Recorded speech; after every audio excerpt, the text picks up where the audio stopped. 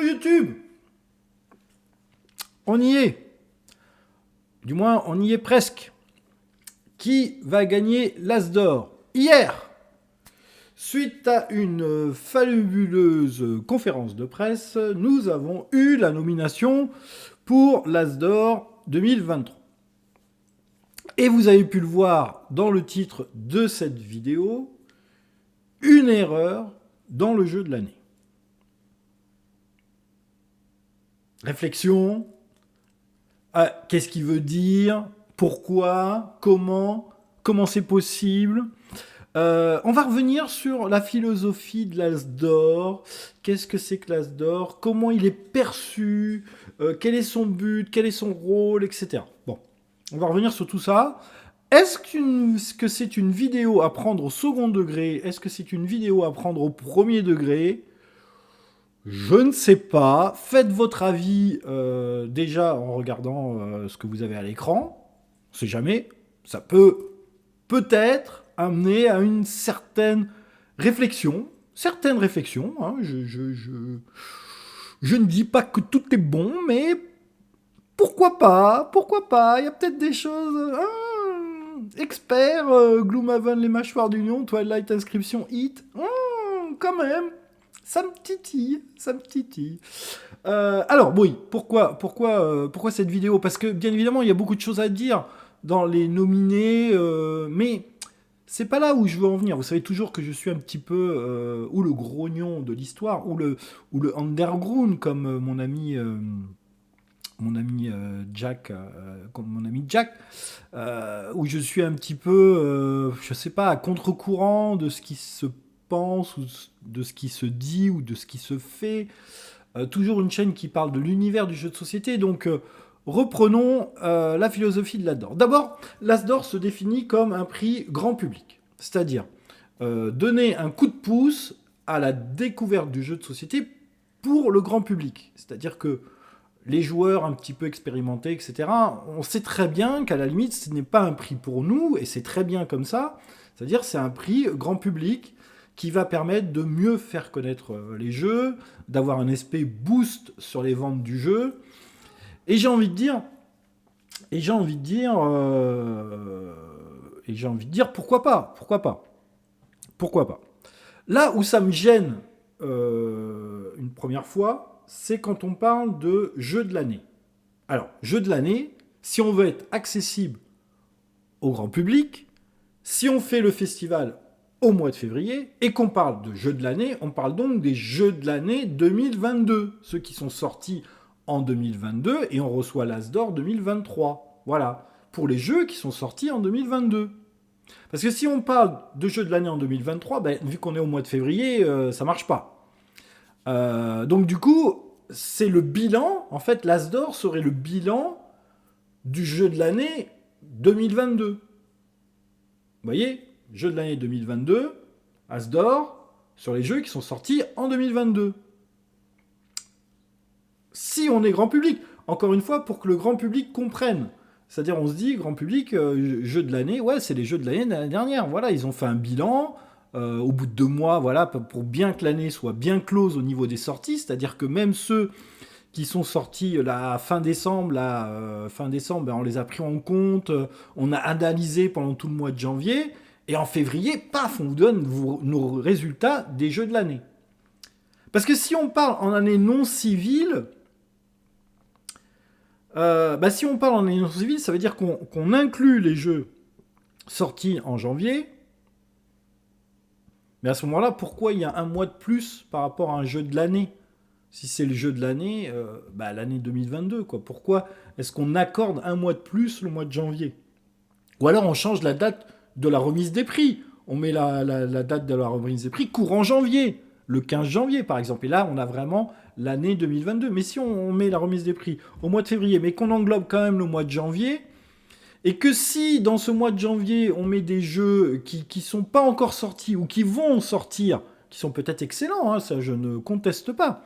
Mais pour moi, l'intrus, c'est le jeu, je me souviens même plus de son nom là. Attendez, on y arrive. That's Not a Hat, avec mon superbe accent anglais, n'est-ce pas? That's Not a Hat, qui est un espèce d'ovni dans cette sélection, puisque personne n'y a joué, ou sauf ceux qui sont à la pointe des sorties, de ce qui va se passer, qui sont ou de la presse ou d'autres éditeurs de jeux, ou qui... parce que le jeu, il va sortir vendredi, là. Au moment où je fais la vidéo, on est le 26/01, le 26 janvier, et donc il va sortir le 27 pour le grand public. Donc, pour le moment, personne n'y a joué. Donc c'est pour moi une erreur de mettre ce jeu dans les As d'or 2023. Enfin, vous voyez, le truc, c'est que... Voilà. Moi, je suis un peu provocateur. Je me dis, mais pourquoi mettre un jeu que personne ne connaît, à qui on va peut-être donner l'As d'or, alors qu'en 2022, il y en a eu quand même un paquetasse de jeux qui sont sortis.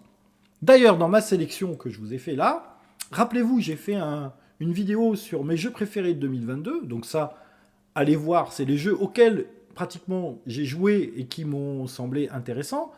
D'ailleurs, on en retrouve beaucoup dans la sélection des jeux de Cannes. Mais pour moi, ça ne devrait pas être ça, le truc des As d'or. Pour moi, l'As d'or, c'est... Parce que... Pourquoi ? Je vais vous expliquer. Prenons l'exemple, par exemple, de Acropolis. Acropolis qui est nominé pour le jeu... pour l'As d'or, qui est nominé pour le prix phare, l'As d'or. Voilà, Acropolis. Acropolis, en fait, si vous voulez, le succès d'Acropolis, il est déjà établi. Je mets des guillemets. Je mets des guillemets. Et je vous rappelle que cette vidéo est peut-être à prendre au deuxième degré. Mais Acropolis, le succès d'Acropolis est déjà établi. Le bouche à oreille a super fonctionné. Les argumentaires des gens qui travaillent en boutique de jeux spécialisés l'ont beaucoup mis en avant.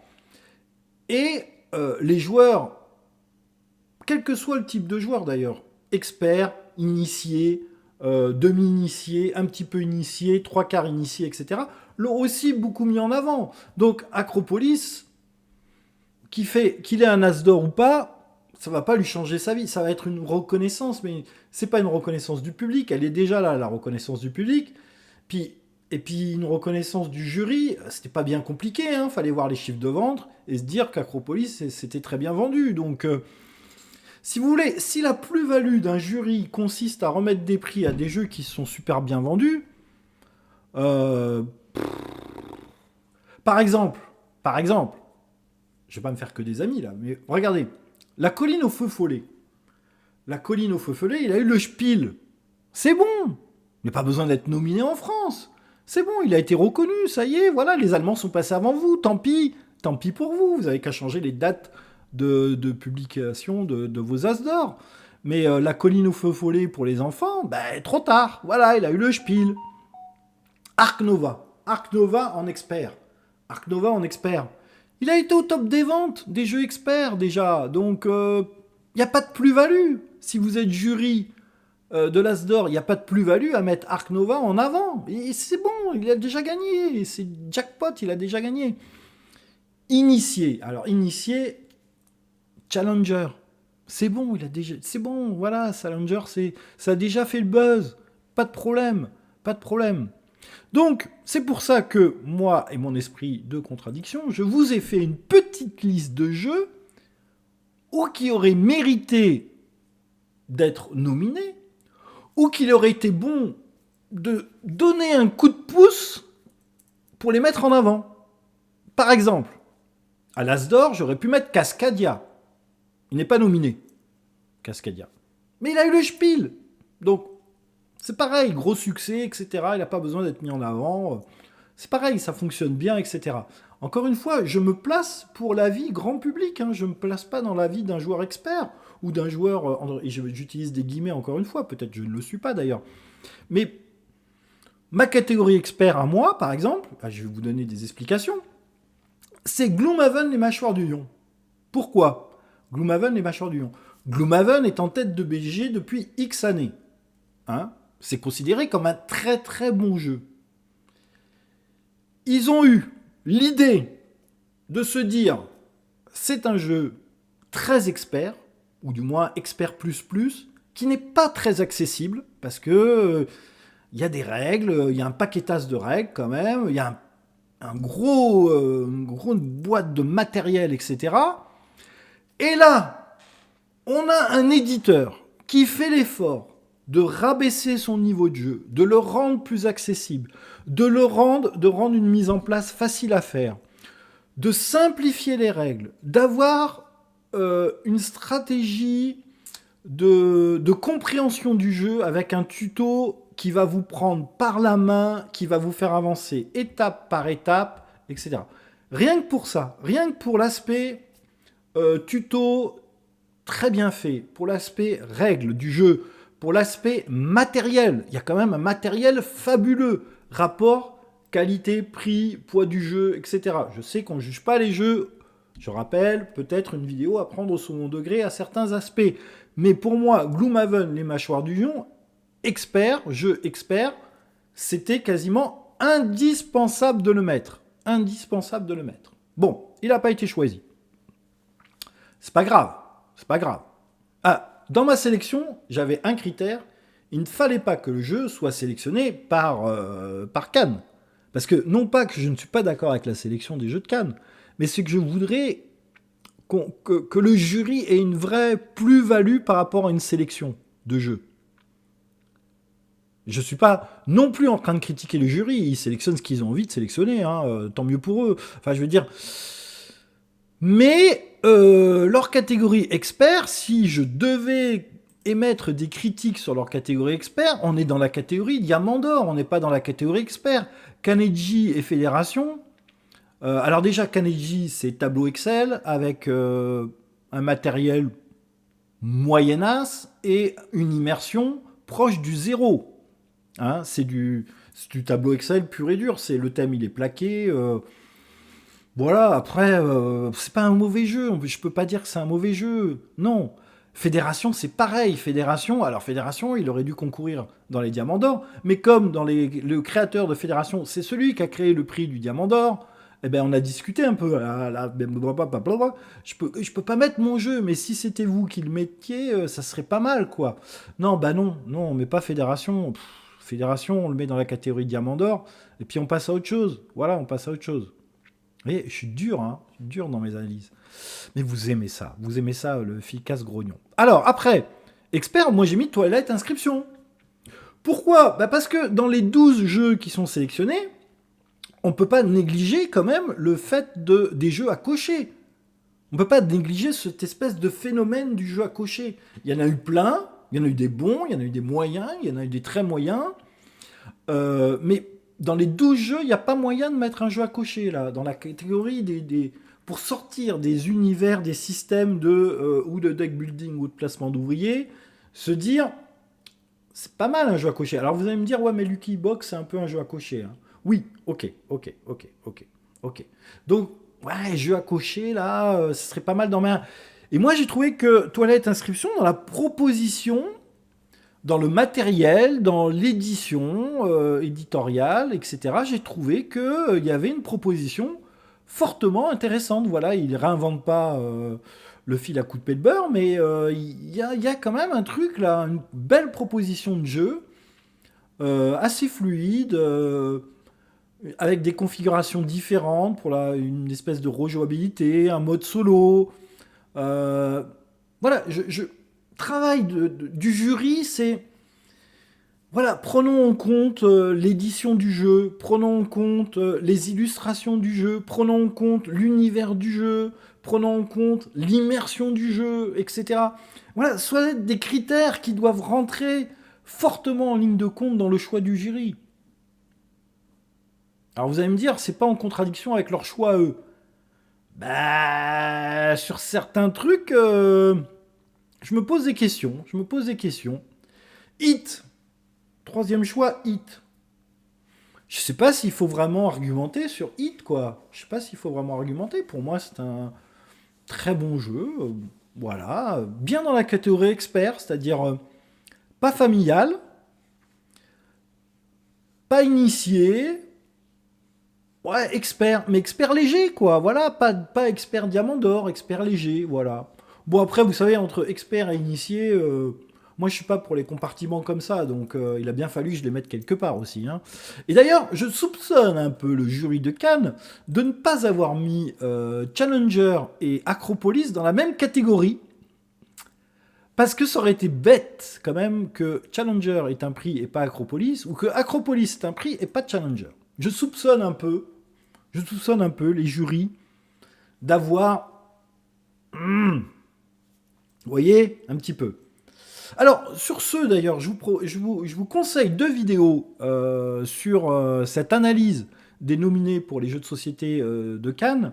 Et je vous conseille la vidéo d'un monde de jeu avec Pénélope, et qui... Alors, il y a un passage sublime dans cette vidéo où Pénélope est un petit peu surprise, un petit peu étonnée de la catégorie expert.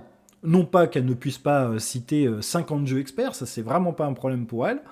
Non seulement elle a au moins joué à 50 jeux experts dans l'année, mais en plus, non seulement pour y avoir joué, mais elle connaît son domaine, le jeu de société, et ben voilà, elle n'a pas pu citer, et c'est un passage que j'ai trouvé adorable, c'est un passage où on lui demande qu'est-ce que tu pourrais citer d'autres dans les jeux experts, parce qu'elle avait fait sa propre sélection, et évidemment, elle est tombée à côté. Ark Nova, oui, tout le monde l'a trouvé, Ark Nova, mais Ark Nova, il n'a pas besoin d'avoir le prix, c'est bon. C'est quoi la plus-value du jury pour remettre un prix à Ark Nova, quoi? Voilà, et le boulot a déjà été fait, le boulot a été fait par les boutiques, le boulot a été fait par le bouche à oreille, le boulot... L'As d'or, ça... Ouais, enfin, je sais pas, mais... Non, non, non, vous me décevez, là. Alors du coup, Carnegie et Fédération. Ouais, ouais, on s'est donné une excuse, on a trouvé des jeux experts, là. Ouais, mais non. Ouais, mais non, non. Non, alors du coup, voilà. Du coup, ouais, j'ai trouvé que c'était un travail très mignon, adorable, parce que bah, elle était perdue, Pénélope, du coup. Elle était perdue avec la sélection des jeux experts. Bah, elle savait plus trop sur quel pied danser, quoi. Voilà. Euh, Expert un peu perdu, quoi. Savoir qu'il y a eu The Crew, hein, comme dans la catégorie expert. Donc, bon. Voilà. Voilà. Catégorie enfant. Catégorie enfant. Alors, je suis moins spécialisé dans la catégorie enfant. Donc peut-être j'ai fait de l'humour, ou peut-être j'ai fait une sélection qui est pas si bête que ça. Hein, le Grand Prix de Belcastel, on va me dire, il a eu le Spiel. Il a eu le Spiel ou pas? Je sais plus. Je sais plus. Là, j'ai des doutes. Enfin, le Grand Prix de Belcastel, je sais pas s'il a vraiment été mis en avant, lui. Et même s'il a eu le Spiel, je sais pas s'il a si bien marché que ça au niveau des ventes. Mysterium Kids, j'ai trouvé innovateur. Il reprend le principe de Mysterium, il adapte aux enfants. Et Dodo, voilà. Je ne suis pas un spécialiste des jeux enfants, mais sur les vidéos YouTube que je vois, sur les avis des gens que je vois, moi je suis très marqué par la réaction des gens quand ils jouent à un jeu. Et j'ai trouvé ces 3 jeux intéressants pour les enfants. Alors encore une fois, je ne devais pas mettre la colline des feux follets, je ne devais pas mettre de jeux dans la sélection de Cannes. C'est pour ça qu'on va parler d'initié. Alors initié déjà, c'est un terme qui me plaît pas. Voilà, c'est un terme qui me plaît pas. Parce que initié, ça veut dire quoi? Ça veut dire qu'il connaît un peu les jeux de société, mais qu'il n'est pas expert en jeux de société, mais qu'il connaît un peu les jeux de société. Mais initié, on pourrait dire aussi, c'est des jeux pour initier les gens. C'est-à-dire, c'est des jeux qui font un tremplin pour initier les gens. Eh ben moi, je suis désolé, mais dans cette sélection-là que je vous propose, Tribu des Vents, c'est original, c'est bien illustré, ça fonctionne très bien. Orichalk, parce que de toute façon, dans les 12 jeux nominés, il faut un Bruno Catala. Bah oui, forcément. Sinon, ça marche pas. Donc, Orichalk, et puis, pour initier des gens, c'est très bien Orichalk, pour initier des gens. C'est pas expert, c'est pas... Voilà, il n'y a pas ce qu'on appelle la catégorie familiale. Hein. Donc, elle est elle est un peu déguisée, masquée, je sais pas. Mais Orichalk, ça me paraît bien. Et puis Critical, parce que Critical, il faut des jeux, dans les jeux de société, il faut des jeux avec encore une fois, je disais, il faut un jeu à cocher, et puis Critical, il faut un jeu qui se rapproche un peu du jeu de rôle, parce que depuis qu'il y a l'As d'or, eh on se dit, les jeux de rôle, ils sont pas dans les jeux de société. C'est pas des jeux de société. C'est pas des board games, parce qu'encore une fois, jeux de société, on va me dire, ouais, mais alors il faut pas de jeu solo, parce qu'il faut jouer en société. Oui, mais d'un autre côté, c'est bien qu'il y ait quand même un mode solo, quand même. Donc, vous voyez, dans les catégories, là, quand on met les jeux dans des catégories, bah, critical. Donc, c'est un jeu de société, ça se joue à plusieurs. On est plusieurs autour de la table. Là, pour le coup, ça se joue pas en solo. Donc, c'est vraiment un jeu de société. C'est quand même un board game, parce qu'il y a un peu, quand même, un peu de matériel. Voilà, on joue des personnes. Et puis, c'est une porte d'entrée vers le jeu de rôle. Donc si initier, c'est initier des gens à quelque chose, eh ben, c'est une porte d'entrée vers le jeu de rôle. Donc Critical, c'est très bien qu'un éditeur ait pris le risque de faire ça. C'est-à-dire j'ai le cul entre deux chaises, entre le jeu de société et le jeu de rôle, sans en faire trop sur le jeu de rôle. Excusez-moi, mais j'ai trouvé ça très bien, moi. J'ai pas joué. J'y ai pas joué, mais j'y jouerai peut-être avec plaisir, voilà. Et les vidéos que j'ai vues n'ont pas fortement convaincu. Mais pourquoi pas? Pourquoi pas? L'idée de l'éditeur, on ne demande pas mon avis à moi. Hein? L'As d'or. Voilà. Donc j'ai trouvé ça intéressant, Critical. J'ai trouvé la proposition intéressante. Voilà. Et puis c'est pas mes goûts à moi, hein. Encore une fois, là, que ce soit les nominés pour l'As d'or ou ce que je vous présente moi. Voilà. Voilà. Alors, Super méga Lucky Box pour l'As d'or. Alors là, c'est la catégorie la plus controversée dans mon choix. Les 3 jeux que je vais vous proposer, c'est forcément, il va y avoir 50 000 commentaires en bas de la vidéo. D'ailleurs, si vous regardez cette vidéo, n'oubliez pas, nous sommes sur YouTube, il faut mettre les vidéos un petit peu en avant, donc il faut réagir. Quand vous regardez une vidéo et que vous n'y réagissez pas, c'est que c'est pas le principe de YouTube. Voilà. Sinon, vous êtes devant votre télé. Si vous êtes devant votre télé et qu'à la fin d'avoir vu votre film, ben, on vous demande pas de mettre un commentaire ou de mettre un pouce, puisque voilà, on a regardé le film et puis on passe à autre chose. Là, sur YouTube, c'est interactif. YouTube, c'est je propose une vidéo et vous faites de l'interaction avec cette vidéo. Donc forcément, vous écrivez un commentaire, vous mettez un pouce vers le bas si vous aimez pas ma tronche et ce que je dis, ou si vous aimez pas la vidéo, ou vous mettez un pouce vers le haut. Mais il faut faire une petite interaction si vous regardez cette vidéo. En gros, si elle fait 400 vues, il devrait y avoir ou 400 commentaires ou 400 pouces, ou les deux. Voilà, vers le haut, vers le bas, ou écrivez un petit commentaire. Voilà, vidéo vue, par exemple, je sais pas. Mais le principe de YouTube, c'est ça. Sinon, arrêtez de regarder des vidéos sur YouTube. Voilà. Voilà, donc, As d'or. As d'or, super méga Lucky Box. Pourquoi? Parce qu'il faut un jeu cocktail game, c'est obligé. Tous les ans, il faut un jeu cocktail game. Alors j'aurais pu mettre aussi Momodi, c'est ça le truc qui est copié sur Pyramide là. Non. Donc j'ai mis le super méga Lucky Box, qui est copié un peu sur le loto, mais qui est original aussi. Voilà. Donc super Lucky Box, ouais, c'est bien. C'est bien, un bon matériel. Beau choix d'édition, bon rapport qualité-prix. C'est important le rapport qualité-prix pour moi aussi. Ça doit rentrer en ligne de compte. Là, le jury, le travail du jury où on se creuse la tête sur un jeu à mettre en avant, accessible au grand public, mais qui soit pas un top des ventes parce que le boulot il est déjà fait. Super méga Lucky Box, c'est intéressant. C'est intéressant. Je vais ouvrir au chat parce que le chat miaule et une vidéo de Philcas sans l'ouverture de la porte au chat ne serait pas une vidéo de Philcas sans l'ouverture. Alors ne partez pas en courant, ça dure 2 secondes. En plus, vous pouvez faire avance rapide, n'oubliez pas. Donc, je reviens de suite. Voilà. Hop. Voilà. Voilà. Alors, vous le savez, le chat déteste m'entendre parler, puisque je ne lui parle pas à lui, donc il déteste ça. Et donc du coup, voilà. Alors, deuxième sélection, deuxième jeu de la sélection, Packet Chips. Pas forcément, Packet Chips. Il y a un jeu de Bruno Catala, il faut un jeu de Théo Rivière. C'est obligé. C'est obligé. Et puis je dois dire que, je vais vous raconter une anecdote. Festival du jeu de société de Toulouse, nous arrivons avec une amie, voilà, et Packet Chips nous intrigue. Le choix éditorial, déjà, est intriguant. Un vrai Packet Chips qui est un jeu de société. Là, il y a un travail de l'éditeur. On aime bien.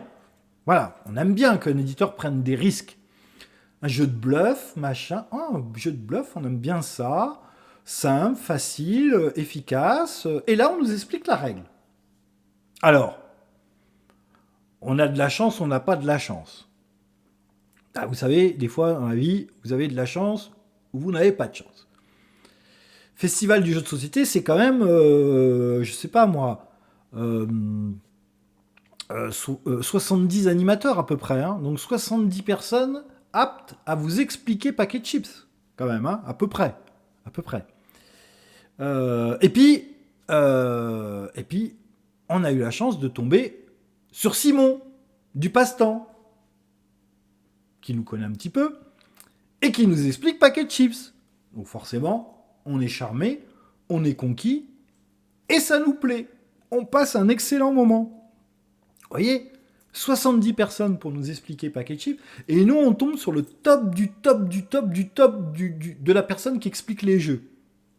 On est chanceux. On est chanceux. Du coup, on est charmé aussi. Parce que comme on est au top de la personne qui nous explique les jeux, eh ben, on est conquis. Et on a bien aimé Packet Chips. Et donc, comme par hasard, ça s'est confirmé par les chiffres des ventes. Et comme j'ai dit auparavant qu'il fallait pas que ça reflète les chiffres des ventes parce que du coup c'était déjà gagné pour Packet Chips, je suis logique avec moi-même, puisque ce n'est pas une vidéo qui fait de l'humour et ce n'est pas une vidéo à prendre au second degré. Donc il faut un petit peu faire le débroussaillage de ce que dit Phil Cass. Est-ce que on arrive à le comprendre? Est-ce qu'on arrive à le cerner? Est-ce qu'on arrive à aller dans sa direction? Est-ce qu'il nous dit n'importe quoi depuis le début? Ou est-ce qu'il y a quand même des choses intéressantes à prendre dans ce qu'il nous dit? Vous voyez, le truc, c'est là. Mais toujours en étant un petit peu grognon, en étant un petit peu en dehors de ce que... voilà. Et ensuite, après, donc, je ne sais même plus comment il s'appelle ce jeu, Les Animaux de Baker Street, je crois, c'est ça? Les Animaux de Baker Street, qui est une proposition assez originale, qui a bien plu à pas mal de critiques de jeux de société, ceux qui critiquent les jeux de société, en bien ou en mal, qui fait un peu l'unanimité en termes d'écriture, hein, un beau travail d'écriture, une proposition intéressante au niveau de la mécanisme du jeu, une belle édition. Voilà. Après, il faut aimer jouer des animaux. Moi, c'est pas mon truc. Hein.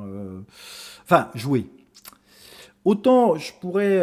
j'ai beaucoup accroché, par exemple, à Everdell, où on a aussi des petits animaux. Ark Nova, par exemple, ça me gêne pas aussi. On parle aussi des petits animaux. J'avais mis, moi, Extinction. Et puis, j'ai changé à la dernière minute. J'ai mis les animaux de Baker Street. Pourquoi? Parce qu'il n'est pas sélectionné à Cannes, donc c'était un de mes critères de choix. Et puis, j'aime bien ce que dit Pénélope. Moi, je suis souvent d'accord avec ce que dit Pénélope. Pas toujours, mais souvent d'accord. Et elle a beaucoup aimé les animaux de Baker Street. Et puis, elle a donné des arguments qui m'ont convaincu. Elle y a fait jouer, je crois, ses petits-neveux. Je ne vais pas prendre de risque, mais elle y a fait jouer des gens avec qui ça a bien marché. Je suis censé la croire, hein, et puis comme j'aime bien ce qu'elle dit, elle fait un peu référence, elle est influenceuse auprès de moi, Pénélope Gaming. Et oui, donc je disais, je vous conseille 2 vidéos. Donc la vidéo d'un monde de jeux, qui reparle de cette sélection des jeux de Cannes, et la vidéo aussi du Crash Meeple. Faut pas l'oublier non plus, le Crash Meeple. Hein. Crash Meeple, je vous conseille aussi sa vidéo, parce qu'il a des analyses qui sont intéressantes. Il a des idées très intéressantes sur cette sélection. Il a des avis très intéressants. Donc je vous conseille 2 vidéos, Un monde de jeux et Crash Meeple. Ce sont des vidéos qui parlent de la sélection, hein, sur les jeux de Cannes. Voilà, écoutez, on a fait le tour. Je pense que cette vidéo peut être intéressante. En tous les cas, 30 minutes, c'est bien. Voilà. YouTube, c'est 15 minutes, hein, normalement, le challenge. 30 minutes, ça me semble intéressant. Je pense avoir dit pas mal de conneries, mais je pense avoir dit quelques trucs intéressants. Donc, il faut réagir. N'hésitez pas, donc. Réagissez. Et puis, je vous dis à très bientôt pour une prochaine vidéo. C'était, voilà, mon avis sur le jeu de l'année. Et That's No Hat, là, le jeu qui ne devrait pas figurer dans la sélection des jeux de Cannes, dans la sélection de l'As d'Or, des jeux de l'année. puisqu'il n'est pas sorti, puisque c'est sûrement un très bon jeu, mais qu'on n'y a pas joué. Voilà. Et puis, ah oui, je voulais dire un autre truc que j'ai pas dit. Dans la sélection là, des As d'Or, la sélection des jeux experts, un Kaneji et Fédération, honnêtement, j'aurais bien voulu voir la réflexion des membres du jury. Là, j'aurais bien voulu être une petite caméra pour la sélection expert, une petite caméra là qui espionne. Et j'aurais bien voulu voir la tête de Maxildan quand Kaneji et Fédération ont été sélectionnés pour les jeux experts. Je sais pas pourquoi. J'aurais bien voulu voir sa tête et les arguments qu'on lui a présentés pour que, par exemple, les mâchoires du lion n'y soient pas et que Kaneji et Fédération y soient. Autant Ark Nova, ok, je comprends. Autant Kaneji et Fédération, oh, j'aurais bien voulu voir ça. Hein. J'aurais bien... Et puis pour certains autres, bon, la sélection se tient. Hein, ouais. Alors, j'ai mis une prédiction sur ma page Facebook. Donc, allez voir ma prédiction sur la page Facebook. Donc, As d'Or, oui, j'en ai encore pour 2-3 minutes, excusez-moi. As d'Or, j'ai mis Acropolis, parce que par rapport aux 3 qui sont nominés, je pense que c'est Acropolis qui va l'avoir. Enfant, j'ai mis dans ma prédiction que ça va être la colline aux faux follets. Mais si le jury est malin, il va se dire, ok, la colline aux faux follets, on l'a nominé, c'est-à-dire qu'on a reconnu que oui, c'était un super bon jeu. Eh bien, ils vont le donner à Flashback. Et ça serait bien qu'ils le donnent à Flashback. Voilà. Ark Nova, bah forcément. Alors, entre Ark Nova, Kaneji et Fédération, il n'y a pas match. Voilà, donc il n'y a pas match. Déjà écrit, c'est Ark Nova. Puis si c'est pas Ark Nova, eh ben on va crier au scandale. Donc là, pour le coup, s'ils veulent pas avoir des problèmes, les jurys, et voir des gens battre chez eux, dire ouais, on conteste. Pourquoi vous avez mis Kaneji ? Ça devait être Ark Nova. Ben voilà, il faut qu'ils mettent Ark Nova. Et puis Initié. Alors le problème d'Initié, c'est qu'ils ont mis Turing Machine. Moi aussi, j'ai adoré ce jeu, mais pour moi, c'est un jeu solo. Turing Machine. Initiés, bah, même les initiés ne comprennent pas tous quand on veut leur expliquer la règle à Turing Machine. Et puis Alice is Missing. Alice is Missing, c'est une expérience ludique intéressante, donc pourquoi pas. Là, j'ai pas d'avis contraire. Et Challenger, pour moi, c'est pas un jeu d'initié.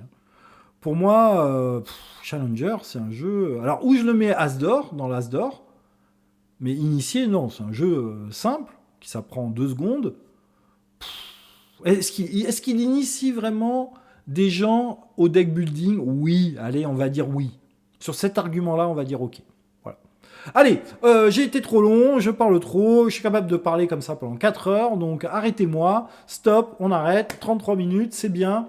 Bye bye, amusez-vous bien, jouez à vos jeux, c'est l'essentiel. Allez voir les copains sur YouTube, il y a très bonnes chaînes. Je referai sûrement une vidéo sur les youtubeurs qu'il faut suivre, parce que vous savez qu'il y en a quelques-uns que je mets en avant de temps en temps. Et voilà. Donc, ma sélection avec, là je vais faire un petit clin d'œil comme d'habitude, avec des jeux excessivement compétitifs. Hein, voilà. Petit clin d'œil, allez voir, renseignez-vous. Et puis on se dit à très bientôt. Il n'y a pas de jeu qu'on voit des croquettes. Ah, dans cette sélection, il n'y a pas de jeu qu'on voit des croquettes. Bon, allez. Je vous souhaite à tous une très bonne journée, bon visionnage, amusez-vous bien et on se retrouve très bientôt pour une prochaine vidéo. Bye bye.